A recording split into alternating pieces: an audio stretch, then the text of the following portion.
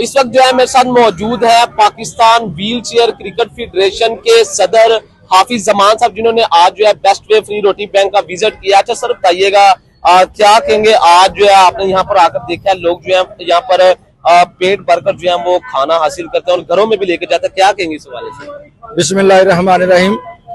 मुझे जब ये बेस्ट वे रोटी बैंक का पता चला तो मैंने बड़ी दफा प्रोग्राम बनाया कि मैं विजिट करूं कि ये क्या कर रहे हैं। तो आज थोड़ा टाइम निकला तो मैंने हमजा भाई की वसातत से शहजाद भाई के से मिलने के लिए मैं आया हूँ। तो मिलके बड़ी खुशी हुई और देखा कि माशाल्लाह ऑलमोस्ट 25 से 30 हजार बंदा यहाँ से खाना खा रहा है। और ये मैं आपको एक बात वाज़ेह बताता चलूं कि ये सिफ्त जो है राज़िक, ये अल्लाह की सिफ्त है और अल्लाह पाक उसको बहुत अनायत करता है जो उसकी सिफ्त पे काम करता है। एक दूसरा ये है कि अल्लाह पाक ने इरशाद फरमाया कि ये जो कायनात में रिज़्क़ की तकसीम की जाती है ये ज़ईफ और मोहताजों की वजह से की जाती है।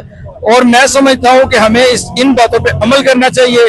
और इसका मैंने जब आके देखा है तो ऐनों के ऐन जो है ना, ये बेस्ट वे रोटी बैंक उस पर काम कर रहा है।